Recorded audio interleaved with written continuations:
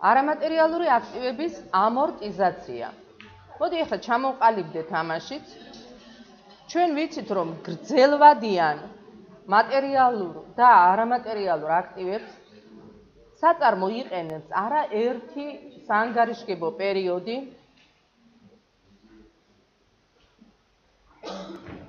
და ამის გამო მისი ხარჯად აღიარებაც ხდება თანდათანობით და არა ერთბაშად.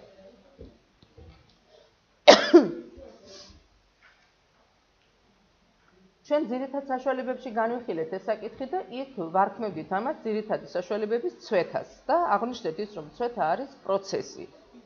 ძირითად საშუალებებში ჩადებული კაპიტალიზებული ღირებულების გარკვეული ბაზით განაწილების პროცესი. ასე დავარქვით ამას. არამატერიალურ აქტივებშიც იგივე პროცესი ხდება. ოღონდ არამატერიალურ აქტივებში ამას ამორტიზაციას ვეძახით. და საერთოდაც ეს ტერმინები ასეთ ფორმით ხდება ჩვენ სხვადასხვა ლიტერატურაში. ძირითად საშუალებების ცვეთა, არამატერიალური აქტივების ამორტიზაცია, ზოგჯერ შერეულიც ხდება, ანუ თლად ზუსტად არ არის გამოყენებული. ახლა უფრო სწორია ასეთი გამოყენება, ძირითად საშუალებების ცვეთა, არამატერიალური აქტივების ამორტიზაცია. არის კიდე ტერმინი მაგალითად ამოწურვა. ბუნებრივი რესურსების ამოწურვა, ასეთი ტერმინი აქვს მას. არამატერიალური აქტივების ამორტიზაციის საკითხს ჯერ ერთი ფიზიკური ფორმა არა აქვს მას და ზუსტად მისი ღირებულება თანდათანობით ნაწილდება და აქ ფაქტიურად არა გვაქვს ჩვენ მეორე სახე, რომ დაძველდეს, ფიზიკურად გაცვდეს, ასეთი რამ არამატერიალურ აქტივებში ფაქტობრივად არა გვაქვს, იმიტომ რომ მას არ გააჩნია ასეთი სახე თვითონ და ამიტომ ეს ნიშანი მასში საერთოდ არ დებდა. რაც შეეხება ძირითად საშუალებებში, ეს ნიშანი შეიძლება არსებობდეს თვითონ, შეიძლება ის ეკონომიკური თვალსაზრისით კიდე მოქონდეს მას სარგებელი, რომ არ დაზიანებულიყო, თქვა, დაზიანდა, თქვა, ფიზიკურად დაძველდა. ხოლო არამატერიალურ აქტივებში ესეთი რამ არა გვაქვს. არამატერიალურ აქტივებში ვიყენებ ამორტიზაციას და ეხლა იმ სპეციფიკაზე გვინდა ვისაუბროთ, რაც შეიძლება იყოს დამახასიათებელი არამატერიალური აქტივების ამორტიზაციისთვის. კიდევ ერთხელ შეგახსენებთ, რომ ეს აბსოლუტურად იგივე პროცესია, რაც არის ძირითად საშუალებებში ცვეთა. საწარმომ უნდა შეაფასოს განუსაზღვრელია თუ შეზღუდულია არამატერიალური აქტივის სასარგებლო მომსახურების ვადა.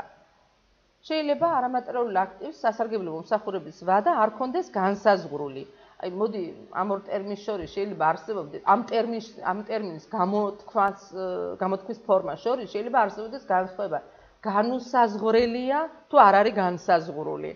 არ არის განსაზღვრული, ეს არ გულისხმობს აბსოლუტურად განუსაზღვრელს, მაგრამ არ არის განსაზღვრული და ზუსტად ამაზეა საუბარი, რომ არ არის განსაზღვრული, ანუ ასეთი შეფასებით არ არის მოხერხებული ის, რომ განისაზღვროს მისი გამოყენების ვადა. ასეთი განუსაზღვრელი, ასე ვთქვათ, რომელიც არ არის განსაზღვრული, შეიძლება ლიცენზიაც იყოს, ჩვეულებრივად, რომელსაც არ აქვს განსაზღვრული ვადა. ანუ განუსაზღვრელი ვადით არის, მაგრამ აბსოლუტურად განუსაზღვრელი არამატერიალური აქტივიკარი თვითონ საწარმო შეიძლება არ იყოს. და უმეტეს შემთხვევაში არ არის განუსაზღვრელი ვადით.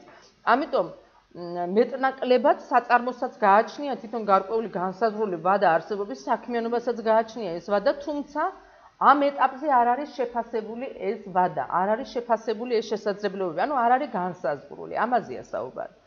როცა თავდაპირველად ვახდენთ არამატერიალური აქტივების ამორტიზაციის საკითხის განხილვას, უპირველეს ყოვლისა უნდა გავარკვიოთ ვადა განსაზღვრული არის თუ არ არის განსაზღვრული არამატერიალური აქტივების სასარგებლო მომსახურების ვადა. რატომ სასარგებლო მომსახურების ვადა? ძირითადად არამატერიალური აქტივების ამორტიზაციის საკითხი ეყრდნობა ვადას. დრო ყველაზე მეტად ამასთან არის ის დაკავშირებული. განუსაზღვრელი მომსახურების ვადის მქონე არამატერიალური აქტივი არ ამორტიზირდება. ანუ არ ვახდენთ მის ამორტიზაციას. რატომ? ჩვენ ვიცით, რომ ამორტიზირება რომ მოვახდინოთ, ანუ ძირითად საშუალებებში რომ ცვეთას ვახდენთ, აუცილებლად სჭირდება ბაზა. ანუ უმეტეს შემთხვევაში ეს იყო პერიოდი, რომლის მიხედვითაც ვანაწილებდით ამას და თუ კი ეს ბაზაა განუსაზღვრელი, მაშინ ჩვენ არ ვახდენთ მის ამორტიზირებას. ხა თქვენ უცებ გიჩნდებათ კითხვა, აბა რა არ ხდება მისი ღირებულების ცვლილება? კი ბატონო, შეიძლება ხდება მისი ღირებულების ცვლილება, მაგრამ ამ დროს სხვანაირად ვიქცევით და განვიხილავთ ამ საკითხს. ესე იგი, თუ კი განუსაზღვრელია მისი გამოყენების ექსპლუატაციის ვადა, არ ხდება ამორტიზირება. განსაზღვრელი მომსახურების ვადის მქონე არამატერიალური აქტივი ამორტიზირდება. რა არის ამორტიზაცია? ეს გახლავთ არამატერიალური აქტივის ცვეთის თანხის სისტემატიური განაწილება, ჩამოწერა მისი სასარგებლო მომსახურების ვადის განმავლობაში და ჩვენ ვიცით, რომ სასარგებლო მომსახურების ვადა არის, ვადა ასევე ძირითადი იყო, ძირითად საშუალებებში, მაგრამ იქ შეიძლება სხვა მეთოდებიც გამოგვეყენებიათ. აქ კიდე ძირითადი გახლავთ სასარგებლო მომსახურების ვადა. ნარჩენი ღირებულების განსაზღვრა გჭირდება კიდე ჩვენ ამორტიზაციის განსაზღვრისათვის, ხო? თავდაპირველი ღირებულება ყველა ვარიანტში ვიცით უკვე. ანუ ამ საკითხზე ვიმუშავეთ ჩვენ, რომ თავდაპირველი ღირებულება როგორ ყალიბდება არამატერიალური აქტივის, მაგრამ ამორტიზაციის საკითხი რომ გადავწყვიტოთ, გჭირდება სასარგებლო მომსახურების ვადა და ასევე გჭირდება ნარჩენი ღირებულება. ანუ რამდენი შეიძლება შეფასდეს ის ღირებულება, რომელიც დარჩება აქტივს მაშინ, როცა შეწყდება მისი ამ ფორმით გამოყენება. აი ამ ღირებულებაზეა საუბარი. ნარჩენი ღირებულება მიჩნეული უნდა იქნას ნულის ტოლად. ანუ ძირითადად ეს მიიჩნევა ნულის ტოლად. გარდა იმ შემთხვევებისა, როდესაც მესამე მხარეს აქვს გამოყენების ვადის ბოლოს მისი შესყიდვის ვალდებულება. შეიძლება არსებობდეს ესეთი გარიგება, რომ მესამე მხარე, ანუ სხვა მხარე, ვალდებულია შეისყიდოს ეს გამოყენების ვადის ბოლოს. ანუ გარკვეულად განსაზღვრულია ის ღირებულება, რომელიც შეიძლება იქნას მიღებული მისი გამოყენების ვადის ბოლოს. ანუ ეს არის კლასიკურად მისი ნარჩენი ღირებულება, ხო? თუ კი ასეთი რამ ჩანს. ასეთ დროს ხდება ამ ღირებულების შეფასება, ანუ გააჩნია მას უკვე ნარჩენი ღირებულება. და არსებობს აქტიური ბაზარი ამ აქტივისთვის. ანუ თუ კი მე ამ აქტივს ვიყენებ დღეს, არსებობს აქტიური ბაზარი, რომ გარკვეული პერიოდი თუ მაქვს მე ის გამოყენებაში და გეგმავ რომ ამდენი ხანი გამოვიყენო, იმის შემდეგაც მოხდება მისი გაყიდვა. ამ შემთხვევებში მოხდება ნარჩენი ღირებულების შეფასება. სხვა შემთხვევაში ნარჩენი ღირებულების შეფასება არ მოხდება. ანუ არამატერიალური აქტივი ამორტიზირდება სრულად. ახლა ნახოთ არამატერიალური აქტივის ამორტიზაციის მაგალითი. საწარმომ შეიძინა საქმიანობის ლიცენზია 40,000 ლარად და პატენტი ტექნოლოგიების გამოყენებაზე 16,000 ლარად. საწარმომ ორივესათვის სასარგებლო მომსახურების ვადა განსაზღვრა 4 წლით და ამორტიზაციის წრფივი მეთოდი აირჩია. უმეტეს შემთხვევაში არამატერიულ აქტივებში ვიყენებთ ამორტიზაციის წრფივ მეთოდს. დიახ. ავსახოთ ამორტიზაციის დარიცხვა. საქმიანობის ლიცენზია აქ ერთი 40,000 ლარად შეძენილი. ანუ ზოგადად საქმიანობა რომ წარმართოს ამ სფეროში, ამისთვის აქვს ლიცენზია და მეორე ტექნოლოგიებზე გამოყენებისთვის აქვს პატენტი კიდე შეძენილი 16,000 ლარად. 40,000 ლარი 10,000 უნდა იყოს, დიახ, 4 წელზე აქვს გაყოფილი, 10,000 უნდა იყოს. დიახ, პირიქით არის, ანუ 10,000 გვაქვს ჩვენ საერთო და ადმინისტრაციულ ხარჯებში, იმიტომ რომ ეს არის საერთო საქმიანობის ლიცენზია და ამიტომ ეს ამორტიზაცია გავუშვით საერთო და ადმინისტრაციულ ხარჯებში 10,000, ანუ 40,000 გაყოფილი 4-ზე უნდა გქონდეს აქ და დაუმთავრებელი წარმოებაში, ანუ წარმოების ფიქსირებულებას მივაკუთვნეთ თვითონ აი ამ ტექნოლოგიების გამოყენების ამორტიზაცია, ეს იქნება 16,000 გაყოფილი 4-ზე 4,000. ცვეთა ლიცენზიების ამორტიზაცია 10,000, 2,610-ზე. ახაც ვიყენებთ ჩვენ კონტროლურ ანგარიშს. 2,500-ები გახლავთ პირვანდელი ღირებულების ანგარიში, 2,600-ები გახლავთ მისი კონტროლური ანგარიში, ამორტიზაციის ანგარიში.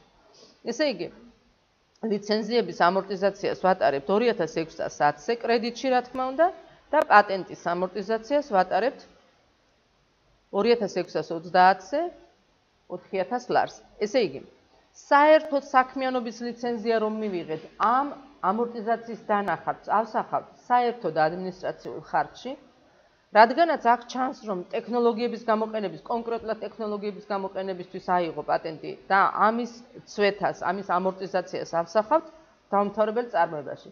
თუ კი ჩვენ პერიოდული აღრიცხვის სისტემა გვექნებოდა მარაგის, მაშინ სად ავსახავდით მას? 7100-ში ავსახავდით და მუდმივი აღრიცხვის სისტემის დროს 1620. ალბათ იშვიათად იქნება, ხო? შედარებით იშვიათად იქნება, როცა თვითღირებულებაში შევა. თუ პირდაპირ არ უკავშირდება თვითღირებულებას ეს დანახარჯი, მაშინ არ შეგვაქვს ის ჩვენ თვითღირებულებაში და ამორტიზაცია შედის საერთო და ადმინისტრაციულ ხარჯში. კიდევ ერთხელ შეგახსენებთ, თვითღირებულების დანახარჯი ძალიან კონკრეტული დანახარჯია. თავისი განსაზღვრებები აქვს. აუცილებლად იმ განსაზღვრებებს უნდა აკმაყოფილებდეს. ასევეა მიწოდების დანახარჯი. ისიც მიწოდებებთან უნდა იყოს დაკავშირებული და ყველა სხვა დანახარჯი, უბრალოდ ხარჯი, რომელიც კონკრეტულად არ უკავშირდება თვითღირებულებას ან არ უკავშირდება მიწოდებას, ყველა სხვა ხარჯი არის საერთო და ადმინისტრაციული ხარჯი. ამდენად არამატერიალური აქტივების ამორტიზაცია ძირითადად ხდება სხვა ხარჯებში. მაგრამ არის ახლა ჩვენ მაგალითშიც ავიღეთ ასეთი შემთხვევა, როცა შეიძლება ის მოხდეს თვითღირებულებაშიც. მაგალითად ვთქვათ, ჩვენ გვაქვს რომელიმე ვთქვათ გამაგრილებელი სასმელის ჩამოსხვის ნებართვა და ვთქვათ ეს ნებართვა მიღებული არის რამდენ ლიტრს ჩამოვასხამთ იმის მიხედვით. ვთქვათ, გვაქვს მიღებული 1,000,000 ბოთლის ჩამოსხვის ნებართვა, ასე ვთქვათ, ასეთი არამატერიალური აქტივი გვაქვს გარკვეულად შეძენილი. ასეთ დროს ჩვენ ვიყენებთ აი ამ დანახარჯს უშუალოდ მარაგის წარმოებისთვის, ხო? და ამიტომ გამართლებული იქნება, რომ ეს დანახარჯი შევიდეს მარაგის თვითღირებულებაში. თუმცა, თუ კი ეს უშუალოდ არ მიგვანიშნებს იმაზე, რომ ის უშუალოდ მარაგის თვითღირებულების პირდაპირ დანახარჯია, სხვა შემთხვევაში არამატერიალური აქტივების ამორტიზაცია უნდა აისახოს საერთო და ადმინისტრაციულ ხარჯებში.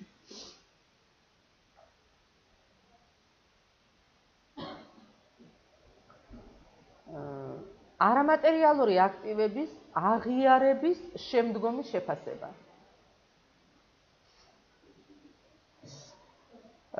ძირითად საშუალებებთან დაკავშირებითაც ჰქონდა ჩვენ ეს საკითხი განხილული. თავდაპირველი შეფასება და აღიარების შემდგომი შეფასება. მოდი ახლა მე ორი სიტყვით გეტყვით იმასთან დაკავშირებითაც, რომ შეიძლება თუ არა არამატერიალურ აქტივებს გააჩნდეს ანალოგიური დანახარჯები ის, რაც გააჩნია ძირითად საშუალებებს, მაგალითად კაპიტალური ან მიმდინარე დანახარჯების სახით. რატომ გააჩნია ძირითად საშუალებებს ასეთი ტიპის დანახარჯი, კაპიტალური ან მიმდინარე დანახარჯის სახით? დიახ, ანუ ძირითად საშუალებებს გააჩნია ფიზიკური ფორმა და შეიძლება ეს ფიზიკური ფორმა დაზიანდეს, განიცდიდეს თანდათანობით შეკეთებას ან მოვლას. და აი ამ მოვლისა და შეკეთების დანახარჯები არის ექსპლუატაციის დანახარჯები, რომელიც გააჩნია სპეციფიკურად ძირითად საშუალებებს. მარაგს გააჩნია ექსპლუატაციის დანახარჯები? არა, რატომ? რატომ? ხო, მაგრამ ექსპლუატაციის დანახარჯები თუ გააჩნია მარაგს, ეს ვიკითხე. მარაგი არ გამოიყენება პროცესში, მარაგი იქმნება და ისეთივე შექმნილი ხელუხლებელი სახით იყიდება. და ძირითადად საშუალება გამოიყენება პროცესში და ამ გამოყენების დროს აქვს მას ზუსტად გამოყენების ექსპლუატაციის დანახარჯები. აი შინაარსით მინდა სწორად აი ეს დანახარჯი რასთან შეიძლება იყოს დაკავშირებული. ახლა ჩვენ ისე დავსვი მე შეკითხვა, რომ ვთქვათ აი ამ თემებში ცოტა თავისუფლად ვიაზროვნოთ. არამატერიალურ აქტივებს თუ შეიძლება გააჩნდეს ასეთი დანახარჯი, თქო, ექსპლუატაციის დანახარჯი. მიმდინარე დანახარჯი ტიპიურად არ გააჩნია არამატერიალურ აქტივებს, იმიტომ რომ მიმდინარე დანახარჯი ძირითადად გახლავთ ექსპლუატაციის დანახარჯი და ექსპლუატაციის დანახარჯი არ ექნება, იმიტომ რომ ფიზიკური ფორმა არ აქვს და ექსპლუატაციის პერიოდში მას ასეთი რისკი არ აქვს, რომ რაიმე დაუზიანდეს, მაგრამ შეიძლება ზოგჯერ არამატერიალურ აქტივებზეც მოგვიწვიოს აი შეძენის შემდგომი დანახარჯის გაწევა და ეს იქნება ძალიან სპეციფიკური, მაგრამ არ გამოვრიცხოთ და რატომ? არსებობს ზოგჯერ ისეთი ტიპის არამატერიალური აქტივი, რომელზეც გარკვეული ვადით არის დაცული, მაგალითად საავტორო უფლება ან რაღაც ესეთი ფორმა და თუ კი შემდგომი ვადით მოხდება მისი გაგრძელება, ანუ დაცვა მას ექნება შემდგომ პერიოდში ეს დაცვის დანახარჯები, იურიდიული მომსახურების დანახარჯები. შეიძლება ასეთი რამ იყოს, შეიძლება ეს იყოს კაპიტალური. დიახ, თავისი შინაარსით. ანუ, მაგრამ ეს ხომ ექსპლუატაციის პერიოდში გაწეული დანახარჯები, აი ეს ვიკითხე მე. და ამას ვერ გამოვრიცხავ. გააჩნია სპეციფიკას თვითონ არამატერიალური აქტივის. ეხლა მე რატომ ჩავრთე იცით ეს საკითხი? ჩვენ თემაში აღიარების შემდგომ შეფასებაზე უნდა ვისაუბროთ, ახლა და აღიარების შემდგომ შეფასებაზე როცა ვსაუბრობ, ეს არის შეფასება ფინანსურ ანგარიშგებაში წარდგენისას. როგორ ვახდენთ მის შეფასებას ფინანსურ ანგარიშგებაში წარდგენისას და ის საკითხი აღიარებიდან ფინანსურ ანგარიშგებამდე რა ხდება, ის საკითხი არ არის აქ განხილული და უბრალოდ ეს კითხვა ამიტომ დავსვი, რომ ამისთვის ტიპიური არ არის ექსპლუატაციის დანახარჯები. და ახლა ვსაუბრობთ რაზე? არამატერიალური აქტივის აღიარების შემდგომ შეფასებაზე. კიდევ ერთხელ დავიმახსოვროთ, აღიარების დროს როგორ ვაფასებთ მის თავდაპირველ ღირებულებას, ამაზე ჩვენ ვისაუბრეთ და ის ღირებულება არის ღირებულება, რომლითაც არამატერიალური აქტივი აიღება აღრიცხვაში, შემოსავალში და ფიქსირდება იმ ღირებულებით. 38 სტანდარტის მიხედვით საწყისი აღიარების შემდეგ საწარმო თავის სააღრიცხვო პოლიტიკის სახით ირჩევს ან არამატერიალური აქტივის თვითღირებულების მოდელს, ან გადაფასების მოდელს. ეს საკითხიც ჩვენთვის ცნობილია, ხო? ეს საკითხი ჩვენ განხილული გვაქვს ძირითად საშუალებებში და ანალოგიურად, იდენტურად ეს საკითხი განიხილება არამატერიალურ აქტივებში. ანუ ძირითადი საშუალებებით წლების განმავლობაშია საწარმოში და რა თქმა უნდა მის თავდაპირველ ღირებულებას შეიძლება შემდგომში ეხებოდეს გარკვეული ცვლილებები და ასევე არამატერიალური აქტივებიც. ანუ არამატერიალური აქტივები და ძირითადი საშუალებები ამ ბევრი ნიშნით ერთმანეთს ძალიან გავს, ხო? ფორმით არის ძირითადად მათ შორის განსხვავება. ესე იგი, აქაც ვირჩევთ პოლიტიკიდან გამომდინარე თვითღირებულების მოდელს ან გადაფასების მოდელს. თვითღირებულების მოდელის მიხედვით. საწყისი აღიარების შემდეგ არამატერიალური აქტივი უნდა აისახოს მისი თვითღირებულებით, რომელიც შემცირებულია ნებისმიერი აკუმულირებული ამორტიზაციისა და ნებისმიერი აკუმულირებული გაუფასურებული ზარალის ოდენობით. ანუ ესეც თვითღირებულებას გაკლებული ამორტიზაცია და გაკლებული გაუფასურების ზარალი. გადაფასების მეთოდის მიხედვით. გადაფასების მეთოდის მიხედვით საწყისი აღიარების შემდეგ არამატერიალური აქტივი უნდა აისახოს გადაფასებული ღირებულებით, რომელიც არის რეალური ღირებულება გადაფასების თარიღით, შემცირებული ნებისმიერი შემდგომი აკუმულირებული ამორტიზაციისა და გაუფასურების ზარალის ოდენობით. ჩვენ ვიცით, რომ ძირითად საშუალებების მსგავსად, იქ ვიცით უბრალოდ, რომ გადაფასების პოლიტიკა როცა აქვს საწარმოს, შეიძლება ის აფასებდეს მას გარკვეული პერიოდულობით, მაგრამ აქ არ არის აუცილებელი მოთხოვნა, რომ აუცილებლად ყოველი წლის ბოლოს უნდა აფასებდეს მას. ამიტომ აი ეს ჩანაწერი სწორად რომ გავიგოთ, აქ დაუკავშიროთ ახლა ეს საკითხი, ნახეთ, გადაფასების შეიძლება აისახოს გადაფასებული ღირებულებით, რომელიც არის რეალური ღირებულება გადაფასების თარიღით. მაგალითად, 2011 წელს გადაფასდა. და იმ დროს რაც იყო გადაფასების ღირებულება და იმის შემდეგ შემცირებული ნებისმიერი შემდგომი აკუმულირებული ამორტიზაციით, ანუ იმის შემდგომ რომ დაერიცხა მას კიდე ამორტიზაცია აკლდება ის და გაუფასურების ზარალი თუ რაიმე მოხდა იმის შემდგომ აკლდება ის.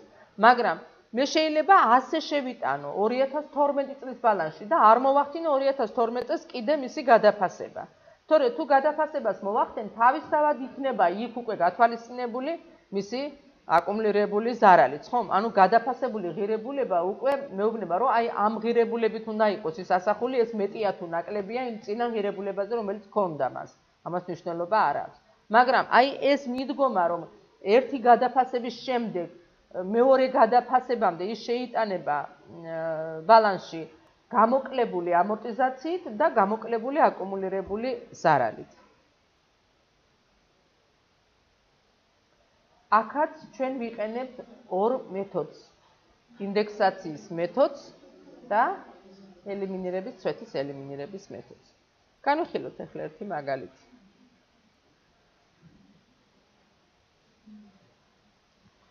თვითღირებულება აქტივს აქვს 20.000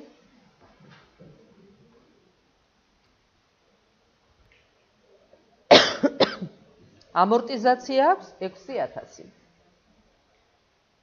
საბალანსო ღირებულება 14.000 გადაფასების რეზერვი გააჩნია კიდევ 1000 ანუ ეს ისეთი აქტივია რომელიც ამ გადაფასებამდე ადრეც იყო გადაფასებული საიდან შეიძლება მას გააჩნდეს გადაფასების რეზერვი გადანაფასებია მანამდე როგორც ძირითად საშუალებებში არამატერიალურ აქტივებშიც გადაფასებები აისახება კაპიტალის ნაწილში გადაფასების რეზერვის სახით და უნდა მოხდეს ინდივიდუალური აღრიცხვა მისი, როგორც ძირითად საშუალებებში. აქტივის რეალური ღირებულება დადგენილია ბაზარზე 12.600 ლარის ოდენობით.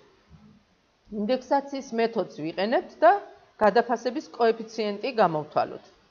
გადაფასების კოეფიციენტს ვითვლით 12.600 გაიყოფა 14.000-ზე, ანუ საბალანსო ღირებულებაზე და ვიღებთ 0.9-ს, ანუ მოხდება ჩამოფასება. ერთზე ქვევით აქვს კოეფიციენტი, გადაფასების კოეფიციენტი გამოვიყენოთ მისი ამორტიზაციისა და პირვანდელი ღირებულებისთვის. თვითღირებულება გამრავლებული 20.000 0.9-ზე გვაძლევს 18.000 გადაფასებულ ღირებულებას, ამორტიზაცია 6.000 გამრავლებული 0.9-ზე გვაძლევს 5.400, 18.000 გაკლებული 5.400 ვიღებთ უკვე საბალანსო ღირებულებას 14.000 0.9-ზე, ანუ 12.600. რა არის გადაფასების სხვაობა? ანუ ის სხვაობა, რომელიც უნდა აისახოთ, როგორც ცვლილება გადაფასების. თვითღირებულებაში სხვაობა გვაქვს 2000 მოიკლო 2000 ღირებულებამ. ამორტიზაციაში სხვაობა გვაქვს 600 მოიკლო ამორტიზაციამ 600 და საბალანსო ღირებულება შემცირდა 1400. როგორ უნდა ავსახოთ ახლა ბუღალტრულად ეს ოპერაცია? დებეტი 2690. რა არის 2690? ცვეთა იზრდება კრედიტში, ცირდება დებეტში. 600 ლარით უნდა შევამციროთ, ამიტომ დებეტში ავსახავთ. დებეტი 2690, 600 ლარი, არამატერიული აქტივის ამორტიზაცია. დებეტი 5440. ჩვენ რეზერვი გქონდა, გადაფასების ნამეტი გქონდა და იმიტომ გქონდა რეზერვი. 5440-ში კრედიტში იყო ასახული ეს ნამეტი. ჩვენ ეხლა ჩამოფასება მოვახდინეთ და გამოვიყენეთ ეს ნამეტი. გამოვიყენეთ, ანუ კრედიტში რომ იყო, დებეტით დავხარჯეთ, ასე ვთქვათ, გამოვიყენეთ ის და შევამცირეთ რეზერვი. დებეტი 5440, გადაფასების რეზერვი 1000 ლარი.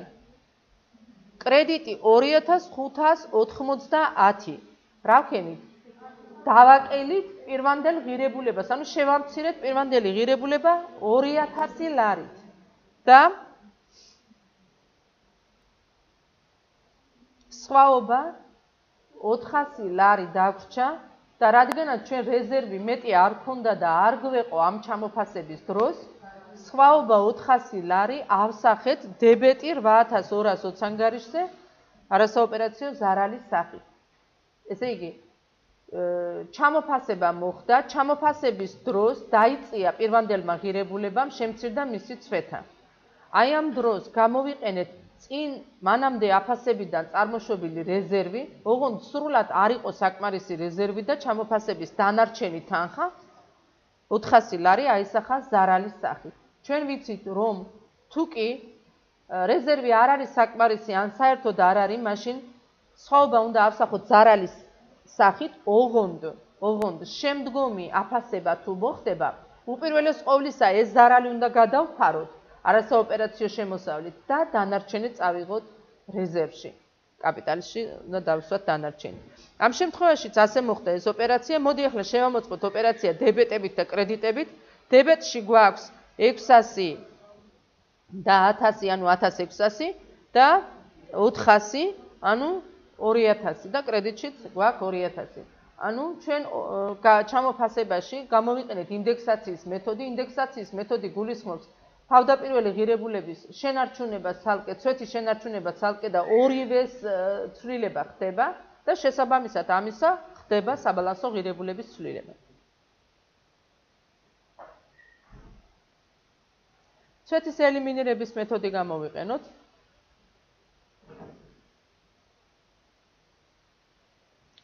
იგივე მაგალითი გამოვიყენოთ, სადაც თვითღირებულება 20000-ია, ამორტიზაცია 6000-ია, საბალანსო ღირებულება 14000 და გადაფასების რეზერვი 1000.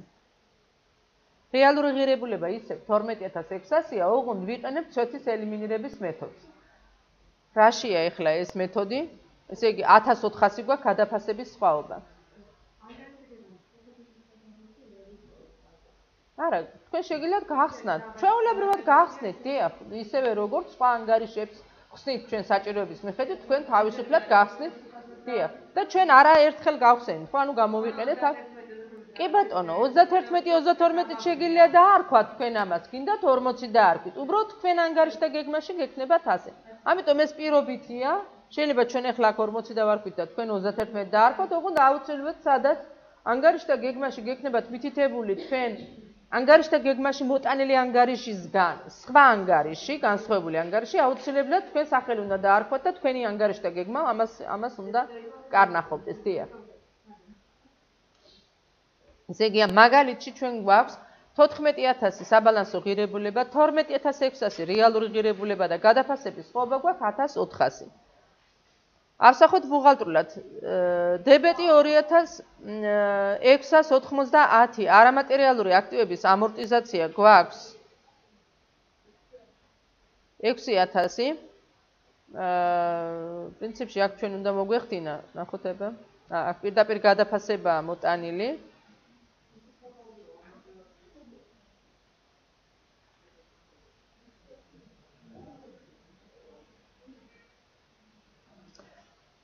6000 უნდა იყოს, დიახ, დიახ.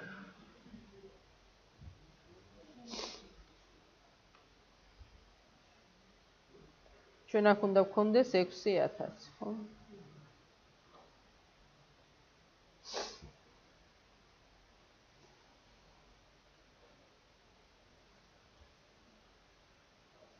სწორი გატარება სწორია, ხო?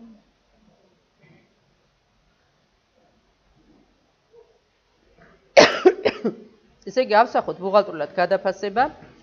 უპირველეს ყოვლისა ვახდენთ რას? წვეთის ელიმინირებას. ანუ, რას ნიშნავს ახლა წვეთის ელიმინირება გავიხსენოთ? წვეთა გვაქვს დაგროვილი კრედიტში, ვახდენთ მის გაუქმებას, ასე ვთქვათ, ამოღებას აქედან და გადატანას პირვანდელი ღირებულების ანგარიშზე. კონტროლური ანგარიში იყო ეს და ვიყენებდით იმისთვის, რომ ორ ანგარიშზე ყოფილიყო ეს და თუ კი ამ მეთოდს გამოვიყენებთ, მაშინ დაგროვილი წვეთა აისახება იმ ძირითად ანგარიშზე, გადაიტანება ძირითად ანგარიშზე, წვეთა კრედიტშია, დადებეტდება ეს ანგარიში, დებეტი 2690 და დაკრედიტდება პირვანდელი ღირებულების ანგარიში 2590. ეხლა აქცევთ ყურადღებას, ნახეთ, თვითღირებულება იყო 20000. საით დებეტში წვეთა იყო 6000. საით კრედიტში მოხსენით ამ კრედიტიდან და გადავიტანეთ 2590, ანუ პირვანდელი ღირებულების ანგარიშზე კრედიტით. ესე იგი 20000 გამოაკლდება 6000 და პირვანდელი ღირებულების ანგარიშზე დარჩება უკვე 14000, ხო? ახლა ვახდენთ პირდაპირ ამ ინფორმაციის გადაფასებას, პირდაპირ ამ ციფრის გადაფასებას. ესე იგი, გადაფასება გატარდება. ამ დროს 2590 ანგარიშის ნაშთია 20000 გაკლებული 6000, ანუ 14000 და გადაფასების გატარება იქნება 5440, სადაც ჩვენ რეზერვი გვაქვს წინა გადაფასებიდან. აი იმას მოაკლდება, ანუ დაიხარჯება იქედან ის 1000 ლარი, დადებეტდება ეს ანგარიში, იმიტომ რომ კრედიტში გვქონდა 8220, რადგანაც გადაფასება არის 1400 ლარის და არ ყოფნის ეს 1000 ლარი, დანარჩენი 400 ლარი გატარდება 8220 ანგარიშსა და ორივე ეს დებეტშია. და კრედიტი 2590, ანუ პირვანდელი ღირებულების ანგარიში, სადაც უკვე 14000-ია ნაშთი, ის უნდა შემცირდეს და შემცირდეს ამდენით 1400 ლარით და ვამცირებთ ამას 1400 ლარი. ამ შემთხვევაში ორი ოპერაცია ტარდება, პირველად ელიმინირება ხდება ნაშთის და შემდეგ ხდება უკვე გადაფასება უკვე გასუფთავებული ღირებულების 1400 ლარით.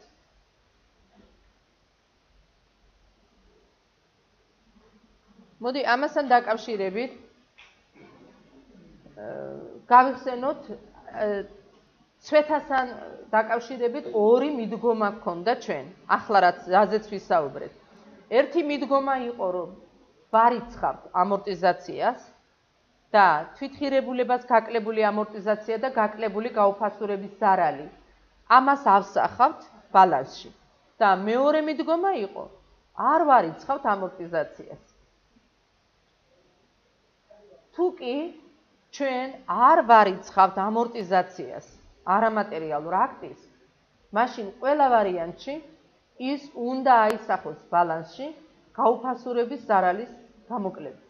ანუ ამორტიზაცია არ აქვს გამოკლებული, მაგრამ გაუფასურების ზარალია და თუ კი არამატერიალურ აქტივს არ აქვს ამორტიზაცია დარიცხული, ის აუცილებლად უნდა შემოწმდეს ყოველი პერიოდის ბოლოს გაუფასურებაზე, რამდენით შეიცვალა მისი ღირებულება. ანუ ასე ვთქვათ, მოკლედ რომ ვთქვათ და მარტივად ეს, რომელ არამატერიალურ აქტივსაც არ ერიცხება ამორტიზაცია, ის გადაფასებული ღირებულებით შედის ბალანსში. ანუ ამ შემთხვევაში ფაქტიურად განსხვავება მაინც არ აგვაქვს ჩვენ, ამორტიზაცია რას აკეთებს, მის ღირებულებას თანდათანობით აკლებს და იქ მაინც საბალანსო ღირებულებაა საწყისი ამორტიზაციის დროს, მხოლოდ გაუფასურების ზარალს ვაკლებთ, თორე გადაფასებას არ ვახდენთ მისას, მაგრამ თუ კი ამორტიზაციას არ ვაკეთებთ, მაშინ გაუფასურების ზარალს აუცილებლად ვადგენთ და ვამოწმებთ ყოველი პერიოდის ბოლოს გაუფასურებაზე.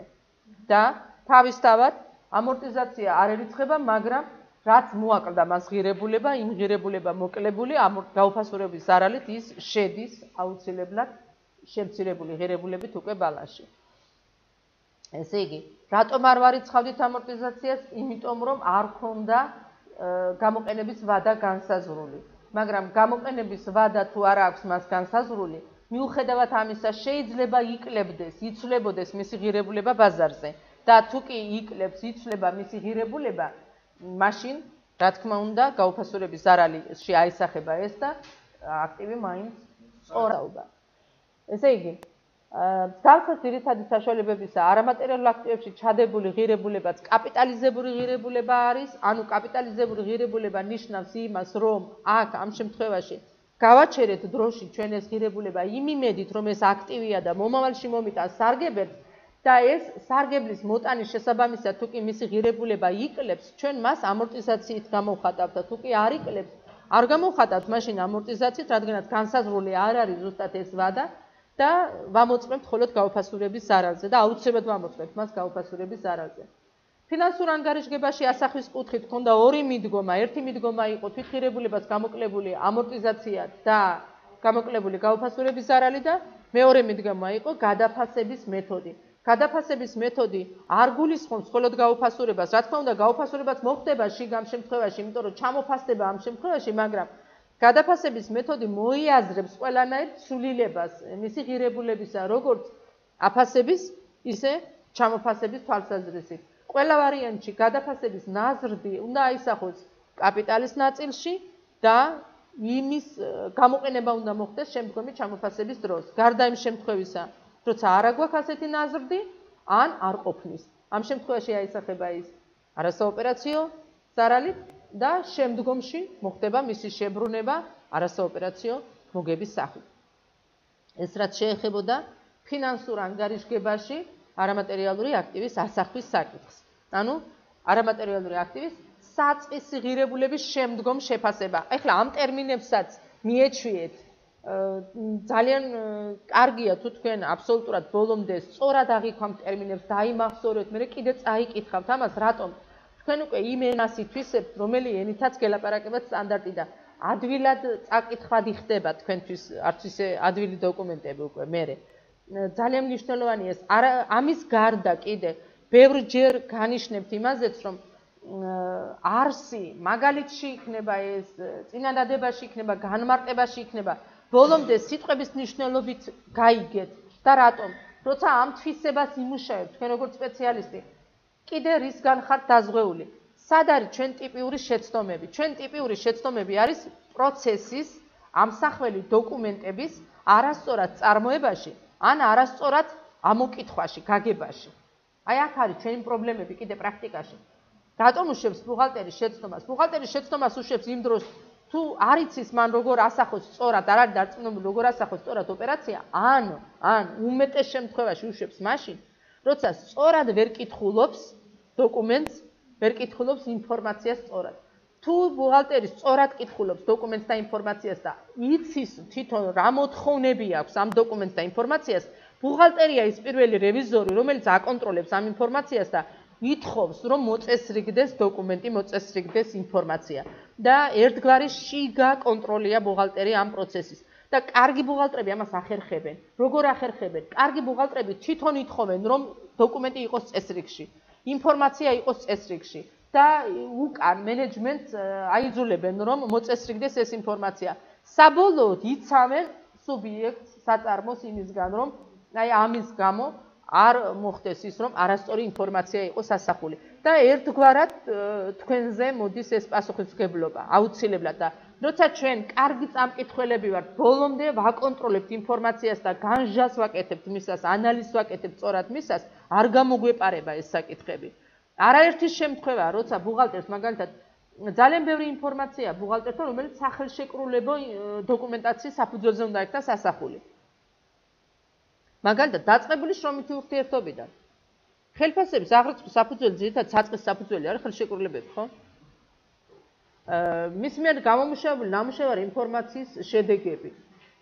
მაგალითად, მომწოდებლებთან, დებიტორებთან ურთიერთობის ძალიან ბევრი ინფორმაცია მოდის ხელშეკრულებებიდან. ამიტომ აი მაგალითად საიჯარო ურთიერთობები, ძალიან ბევრი გარიგებები, რომლებიც სავაჭრო სამრეწველო ურთიერთობებში ხდება, ბუღალტერთან ინფორმაციები მოდის ძირითადად ასეთ დოკუმენტების სახით. და ჩვენ ამ პროგრამაშიც და მით უმეტეს ზედა პროგრამებშიც სამართლებრივი საკითხების ძალიან ბევრი ნიუანსი უნდა იცოდეს ბუღალტერმა და ვასწავლით ხოლმე და მოეთხოვება ბუღალტერს და ამიტომაც მოეთხოვება, იმიტომ რომ ის ერთგვარად სამართლებრივ და ფინანსურ ანალიზს უკეთებს დოკუმენტს, ყველა მხრივ უნდა იყოს დოკუმენტი გამართული, რომ ამ ინფორმაციას სწორად ასახოს. ამიტომაც მოეთხოვება მას ეს ამის სწორი ცოდნა და ყველა ეს ცოდნა აყალიბებს მასში კარგ წამკითხველს, კარგ შემფასებელს და შემოწმებელს და გამაანალიზებელს ინფორმაციის.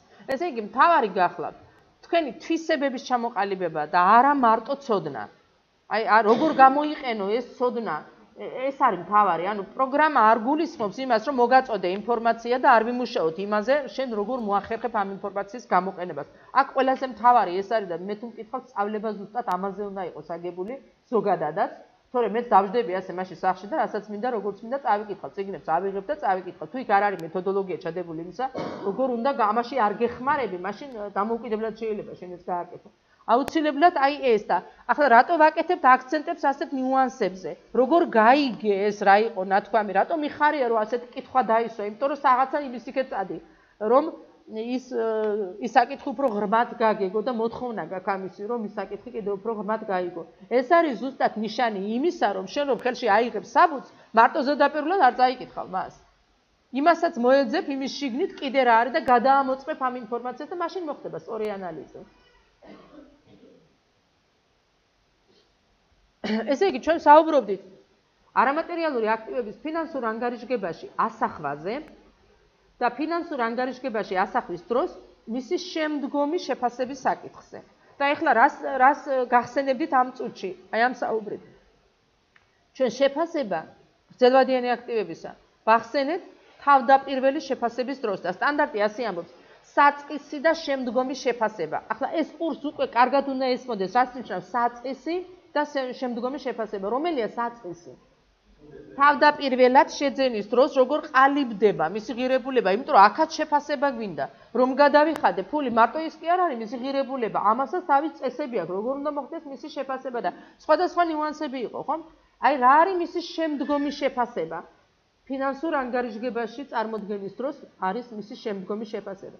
ანუ სტანდარტი ჩვენ ამაზე მიგვანიშნებს, შენ თუ საწყისი სწორად გაკეთებული, აქ გაკონტროლებ.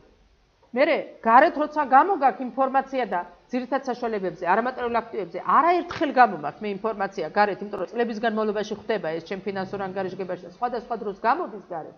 მაშინ კიდე გაკონტროლებ. აი იქ როგორ უნდა იყოს ეს დანარჩენი შიგნით შენი საქმე. ანუ დანარჩენ შიგ არ არეგულირებს ეს.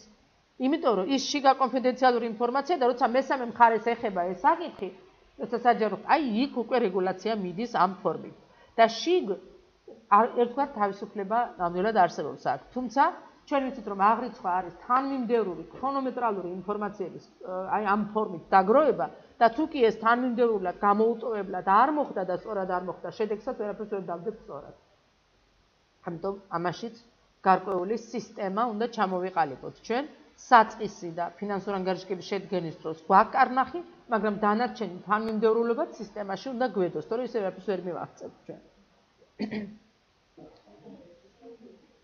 არამატერიალური აქტივების საწარმოდან გასვლა.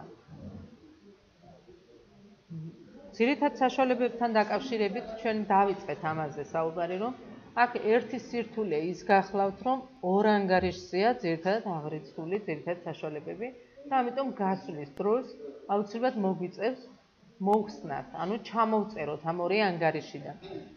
თუმცა შეიძლება ის მესამე ანგარიშზეც იყოს აღრიცხული, თუ კი მოდის იქნება მესამეზე. გადაფასების ნამეტი გვაქვს ჩვენ დაგროვილი მასთან დაკავშირებით, მაშინ ის შეიძლება მესამე ანგარიშსაც უკავშირდებოდეს. ესე იგი, როცა საუბარია იმაზე, რომ გადის რომელიმე აქტივი, გასვლა ნიშნავს ბუღალტრულად, სადაც იყო აღრიცხული, ასახული, იქედან უნდა ჩამოიწეროს ინფორმაციები უპირველეს ყოვლისა. რა თქმა უნდა, ამ გასვლას შეიძლება მოყვეს შედეგიც, ხო? ანუ რაღაცა შემოვიდეს, რაღაც მივიღოთ აქედან. ეს საკითხები ჩვენ განვიხილეთ ძირითად საშუალებებთან დაკავშირებით. ახლა ნახოთ არამატერიალური აქტივებთან დაკავშირებით.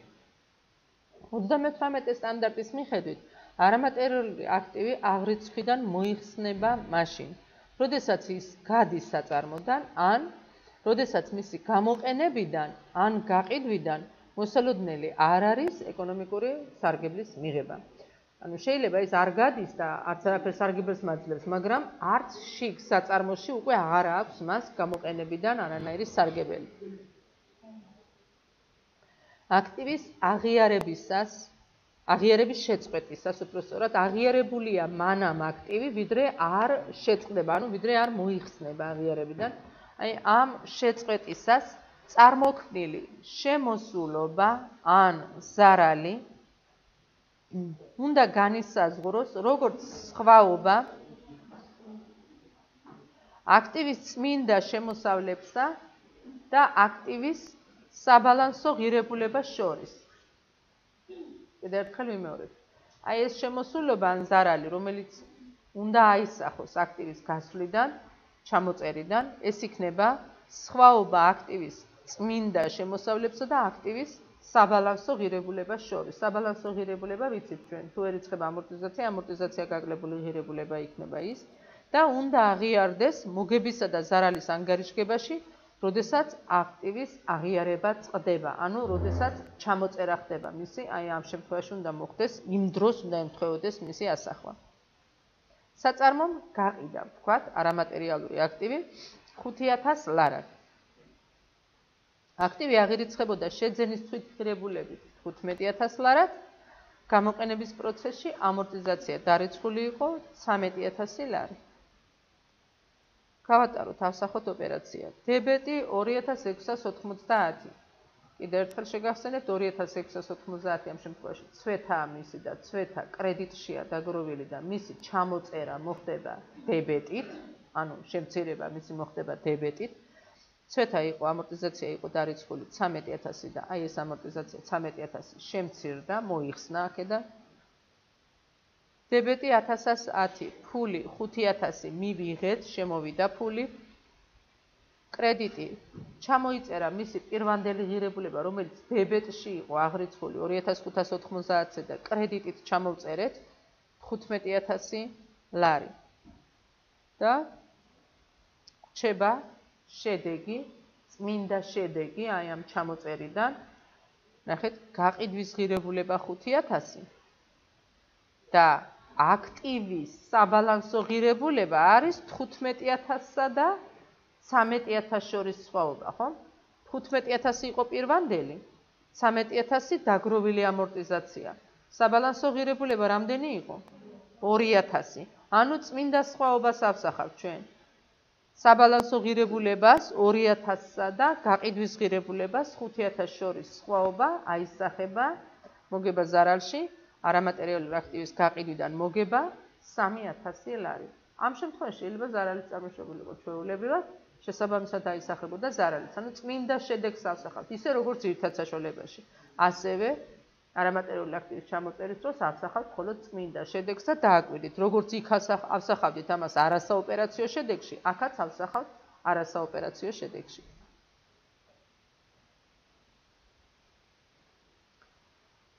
გასვლა შეიძლება სხვადასხვა ფორმით მოხდეს, ისევე როგორც ძირითად საშუალებების და განვიხილოთ შემდეგი მაგალითი. საწარმომ გაყიდა გადაფასებული ღირებულებით აღრიცხული არამატერიალური აქტივი. ანუ მინიშნება იმაზე გაკეთებული, რომ ეს აქტივი თავის დროზე იყო გადაფასებული. აქტივი აღრიცხულია 13000 ლარად, აკუმულირებული ამორტიზაცია აქვს 10000, გადაფასების რეზერვის ნაშთი 2000-ია. რეზერვის ნაშთი საით იქნება აღრიცხული? კრედიტში, ანუ რეზერვის ნაშთი თუ არსებობს, ის ყოველთვის იქნება კრედიტში 5400-ში და დებეტში იქ ვერ იქნება. აქტივის გაყიდვიდან მიღებულია 4000 ლარი. ავსახოთ ეს ოპერაციაც. ჩამოვწეროთ ამორტიზაცია. ამორტიზაცია არის 2690-ზე 10000 ლარი. ამორტიზაცია გვაქვს კრედიტში, ჩამოწერა იქნება დებეტით.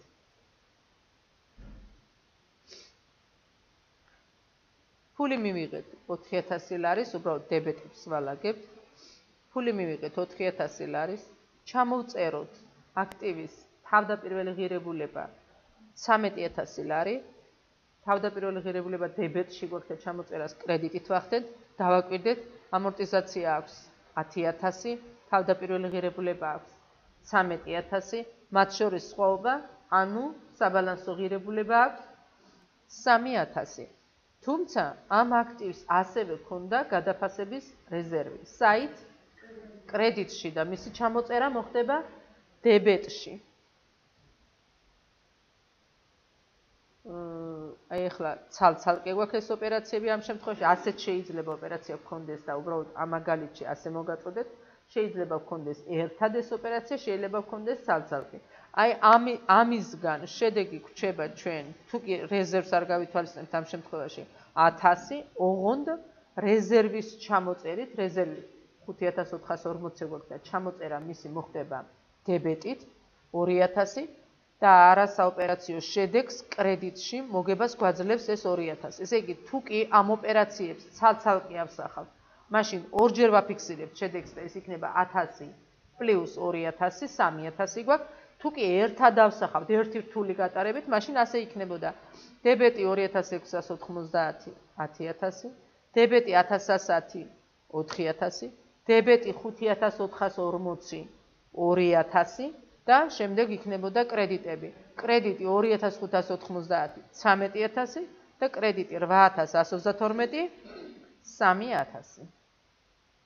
ანუ ამ შემთხვევაში მოდი ახლა ამაზეც ვიმსჯელოთ, რა ხდება იმ დროს, როცა გადის აქტივი ჩამოიწერება, როგორ გავლენას ახდენს გადაფასების რეზერვის შედეგზე. აი ამაზეც შეიძლება ახლა უკვე ვიმსჯელოთ ჩვენ. საკითხი გავიარეთ ძირითად საშუალებებშიც, გავიარეთ არამატერიულ აქტივებში.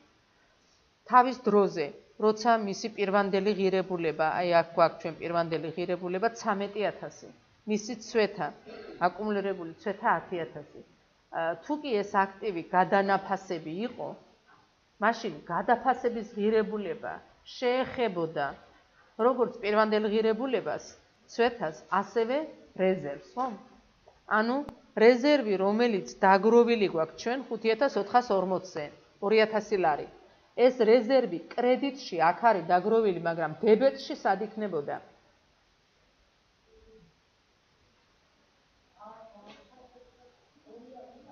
თვითონ ამ აქტივის ღირებულებაშია მომატებული, ხომ ეს ღირებულება? ანუ აფასების შედეგია, ხომ რეზერვი?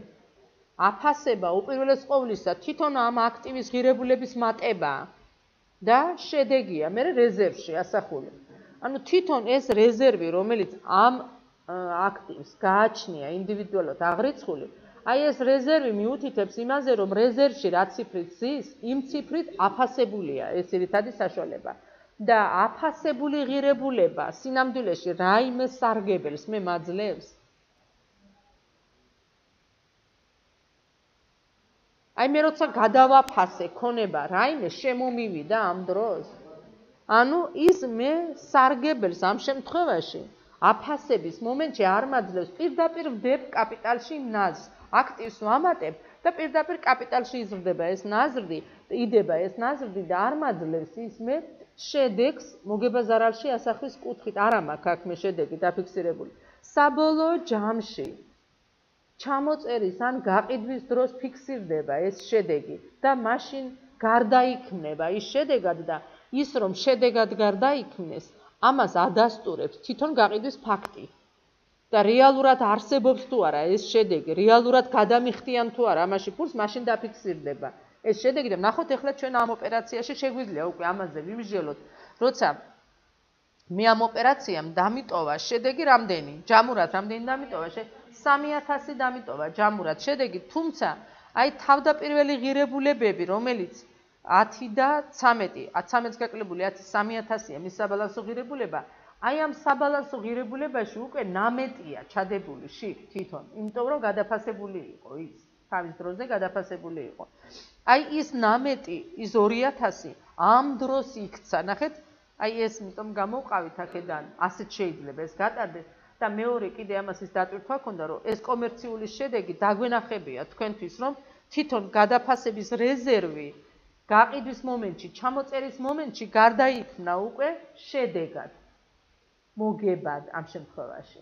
რატომ დებეტით ჩამოვწერეთ ჩვენ გადაფასების რეზერვი და კრედიტი კრედიტში დაჯდა, ხო, მეორე მხარეზე შედეგი და შედეგი კრედიტში შემოსავალი ჯდება, მოგება ჯდება.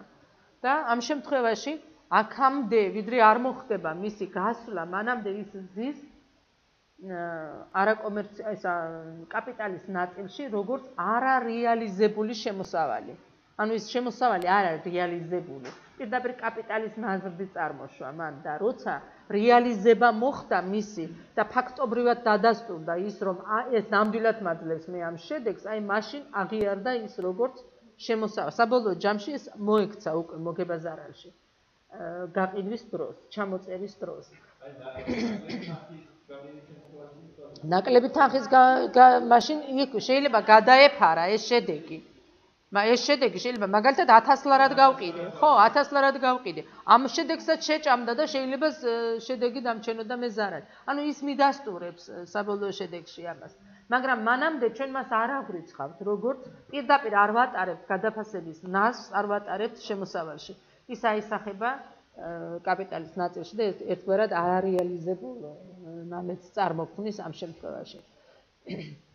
მე თქვენ გესაუბრებოდით ჩვენ პრაქტიკაში არსებულ გარკვეულ ხარვეზებზე და იმაზეც გესაუბრეთ ეს ხარვეზი რამდენად სუბიექტური ან ობიექტური წინაპირობით იყო წარმოშობილი და ეს იყო ძირითადი საშუალების გადაფასების ნაზრდი, რომელიც სახელმწიფო პოლიტიკიდან გამომდინარე რამდენჯერმე მოხდა გადაფასება თქო და აი ამ გადაფასების შედეგად ამ საწარმოების ფინანსურ ანგარიშგებაში მოხდა კაპიტალის ნაწილში, მაშინაც ასეთი მითითება იყო, რომ ნაზრდი უნდა წასულიყო კაპიტალის ნაწილში და კაპიტალის ნაწილში 5400-ში გადაფასების რეზერვები ასეთი არსებობს.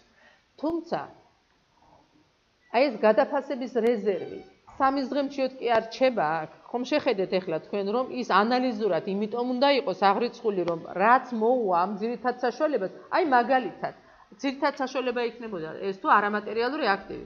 თქვათ არ გამიყიდია მე ეს. ჩამოვწერე. აღარანაირ სარგებელს აღარ მაძლევს.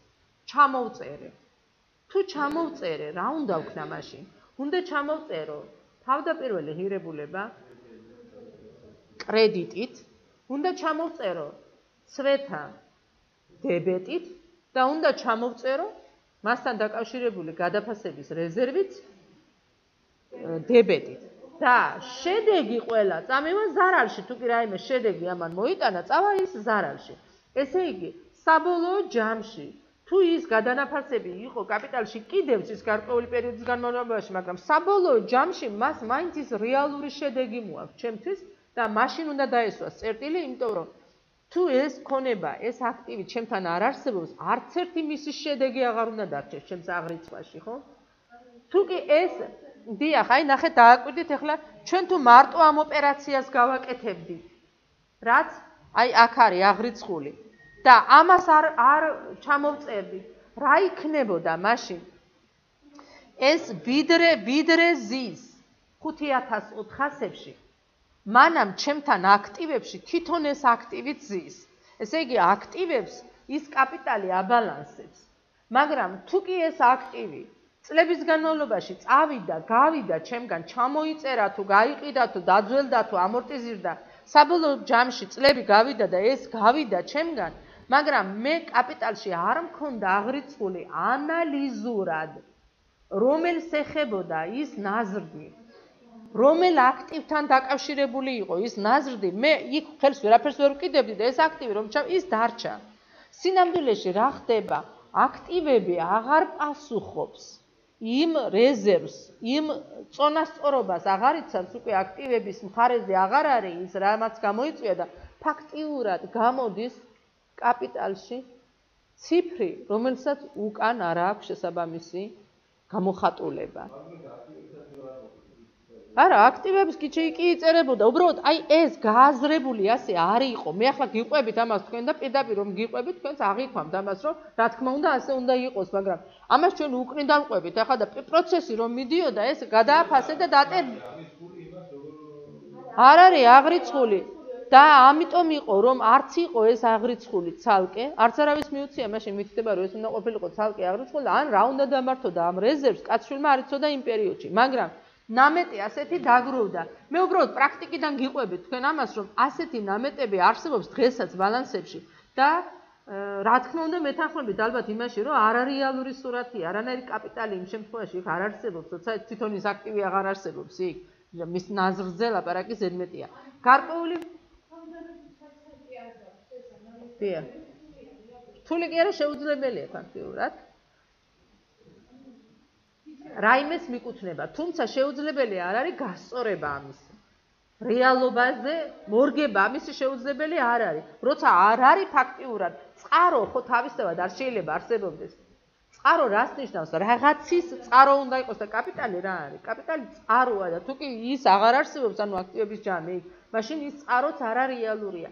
ამიტომ აი თან მეორე ახლა მე აქ სხვა ნიშანი უფრო მაინტერესებს თქვენთან ზუსტად ის მომენტი მომაქვს რომ რას ნიშნავს როცა შინაარსით კითხულობ ინფორმაციას და რას ნიშნავს როცა სპეციალისტი ფორმით აკეთებ ამას და სამწუხაროდ ჩვენ მანამდე ძირითადად ფორმის სპეციალისტები ვყავდა ძირითადად ასე იყო და უნდა ვაღიაროთ ეხლა ეს და დღესაც ამას ვებრძვით ჩვენ რომ დღესაც პრაქტიკაში უმეტესად არიან ფორმის სპეციალისტები და ფორმის სპეციალისტი ვერ კითხულობს ასე მის ინფორმაციას და აი ამითია განსხვავება შინაარსით ვინც კითხულობს ამას და ვინც კითხულობს ფორმით იმისთვის დაბალანსებულია ის ბალანსი ყოველთვის მაგრამ რა შეჭამაში ფინანსური სურათი აი ამას ვერ ხვდება ის და გარკვეული პერიოდის ამას პატარა გაგრძელება მე მოყვა გარკვეული პერიოდის შემდეგ როცა უკვე სპეციალისტებით მიხვდა იმას, რომ ამაში ჩადებული ეს ინფორმაცია მანამდე რეალური არ იყო, გარკვეული პერიოდის შემდეგ, თუმცა აქედან გადასახედიდან საკმაოდ დიდი ხნის წინ გამოვიდა ასევე სახელმწიფო გადაწყვეტილება, მაშინ იმ პერიოდებს ეხებოდა ეს ოღონდ ცოტა დაგვიანებით, რომ საწარმოებს, ორგანიზაციებს, რომლებსაც ასეთი გადაფასების ნაზრდი ჰქონდათ კაპიტალში, მათ შეეძლოთ ეს ნაზრდი გადაეტანათ საწესდებო კაპიტალში. ასეთი მითითება იყო, რომ შეეძლოთ გადაეტანათ სატესტებო კაპიტალში, რამდენადაც იმ აქტივებით ბალანსდებოდა ეს კაპიტალი. თუმცა იმის შემდეგ წლები გავიდა, შეეძლოთ, მაგრამ აუცილებელი არ იყო ეს, რომ გადაეტანათ მათ სატესტებო კაპიტალში. უმეტესმა საწარმოებმა ეს არ გააკეთა, არც გადატანა და არც მოუარა თქვათ ამ საკითხს და მე არ გამიკვირდება დღესაც, რომ იყოს ასეთი კომპანიები, რომელსაც ასეთი გადაფასების ნაზრდი ექნება თავიანთ ფინანსურ ანგარიშგებაში. აქ ერთი გამოსავალი არსებობს, პასუხიც ხო უნდა ვთქვათ ამისი, როგორ უნდა მოუაროთ ამ საკითხს. დღეს რეალურად თუ კი ამის მოვლას ვინმე გადაწყვეტს, უმეტესი იმ საწარმოებისა გახლავთ უკვე განკერძოებული და კერძო, უკვე მათ ხელს არაფერი არ უშლით, იმიტომ რომ იმ დროს რომ მიიღოთ ეს გადაწყვეტილება, მე პატრონეს უნდა მიიღო გადაწყვეტილება და მე პატრონე სახელმწიფო იყო ძირითად შემთხვევაში, კერძო იყო სუბიექტი, კერძო სამართლის სუბიექტი, მაგრამ მე პატრონე სახელმწიფო იყო, ანუ საჯარო სამართლის სუბიექტი არ იყო, მაგრამ მე პატრონე სახელმწიფო იყო.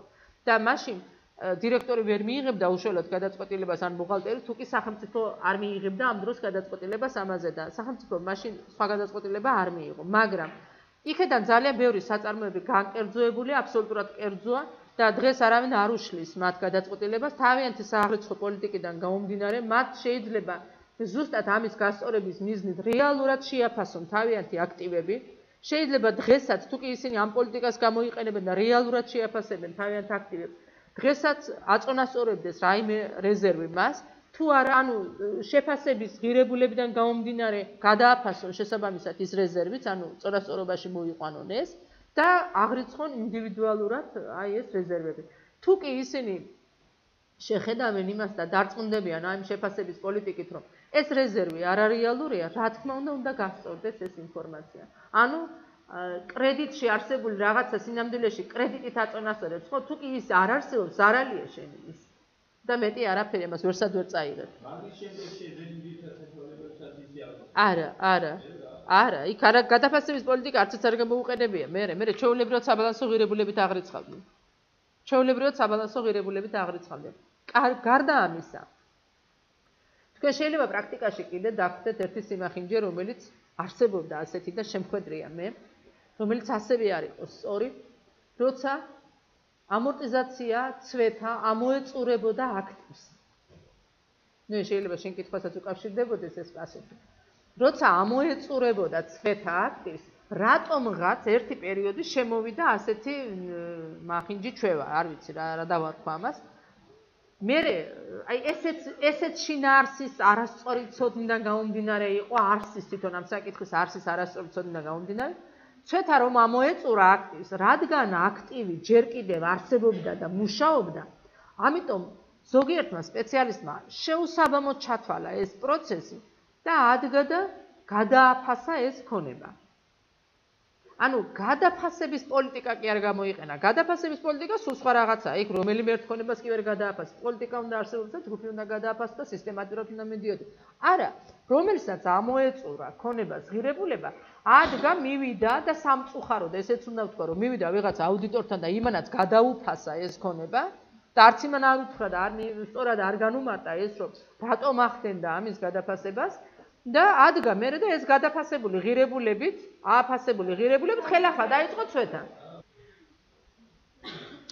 არამატერიალურ აქტივებთან დაკავშირებული ახსნა განმარტებები და ეს არის ის ბოლო წერტილი, რომელსაც ჩვენ უსვამთ ყოველთვის თემას, რომ ამასთან დაკავშირებით ჩვენ ინფორმაცია უნდა მივაწოდოთ ფინანსურ ანგარიშგების სახით მომხმარებელს და ფინანსურ ანგარიშგება გამოიხატება სხვადასხვა კომპონენტებით, მაგალითად ბალანსით, მოგებაზარალით და ასე შემდეგ და რა თქმა უნდა ახსნა განმარტებებითაც. და სტანდარტი კარნახობს და ჩვენ ახლა მოკლე ახსნა განმარტებების სახით მივანიშნებთ, იმიტომ რომ მხოლოდ ეს არ ამოწურავს ამას და თუ თქვენ გექნებათ ასეთი ინფორმაციები, რა თქმა უნდა ცოტა უფრო ფართოდ უნდა გაეცნოთ მაშინ სტანდარტს და ის რასაც ითქოს კონკრეტულად ყველასთან დაკავშირებით ისე უნდა ასახოთ, ოღონდ ზოგადად მივანიშნებთ იმას, რომ არამატერიული აქტივები რა თქმა უნდა გამოხატული იქნება ბალანსში. რა თქმა უნდა მასთან დაკავშირებული ხარჯების შემოსავლები ასახული იქნება მოგებაზარალში. მაგრამ ახსნა განმარტებაშიც მოხდება გარკვეული ინფორმაციები. ვნახოთ. ესე იგი 38 სტანდარტის მიხედვით ფინანსურ ანგარიშგებაში ყოველი კლასის არამატერიალური აქტივებისათვის შენიშვნებში უნდა აისახოს შემდეგი ინფორმაცია. ესე იგი იმას უნდა დავეთანხმოთ, რომ თუ სხვადასხვა კლასის არამატერიალური აქტივები მაქვს, სხვადასხვა კლასის უნდა იყოს გამოხატული აუცილებლად. მე შეიძლება ბალანსში ერთად შევიტანო არამატერიალური აქტივი ამდენი, შეიძლება. შეიძლება ძირითად საშუალება ერთად შევიტანო ძირითად საშუალება ამდენი, მაგრამ ახსნა განმარტებაში უნდა უთითებდნენ მის კლასებს, აუცილებლად უნდა უთითებდნენ. აქტივის სასარგებლო მომსახურების ვადები და გამოყენებული ამორტიზაციის ნორმები, გამოყენებული ამორტიზაციის მეთოდები, მთლიანი საბალანსო ღირებულება და აკუმულირებული ამორტიზაცია, აგრეგირებული აკუმულირებული გაუფასურებული ზარალთან ერთად პერიოდის დასაწყისში, პერიოდის ბოლოს. მოგებისა და ზარალის ანგარიშგების ის მუხლები, რომლებშიც ჩართულია არამატერიალური აქტივების ამორტიზაცია. ანუ მოგება ზარალში შეიძლება არამატერიალური აქტივების ამორტიზაცია იყოს საერთო ხარჯებში, შეიძლება იყოს თვითღირებულებაშიც და ამიტომ აი ეს ინფორმაცია უნდა იყოს მოცემული. საბალანსო ღირებულების შეჯერება პერიოდის ბოლოს და პერიოდის დასაწყისში, ანუ რამდენად შეიცვალა საბალანსო ღირებულება პერიოდის ბოლოს, პერიოდის დასაწყისში. რა თქმა უნდა, თქვენ გექნებათ შეკითხვები, გექნებათ მაგალითებიდანაც და თუ ჩვენ იმასაც გავითვალისწინებთ, რომ აქტივების მნიშვნელოვანი ნაწილი გავიარეთ, მე თავიდან ასე გითხარით, რომ აქტივებს რომ ავივლით. შეგვიძლია ვთქვათ, რომ ნახევარსაქმე გაკეთებული გვაქვს თქო, იმიტომ რომ მე ჩამოვლა შედარებით სწრაფად ხდება თქო და რთულია, ძნელია და გეთანხმებით იმაში, რომ რთული იყო ეს პროცესები. ოღონდ მე იმასაც ვეთანხმები, როცა საუბრობთ იმაზე, რომ ჯერ ხომ არ გაგვივლია, ანუ ჯერ თუ არ გძნობ თავს ძალიან ძლიერად, ეს ჯერ კიდევ არაფერი, იმიტომ რომ ჯერ კიდევ წინ არის რაღაცები.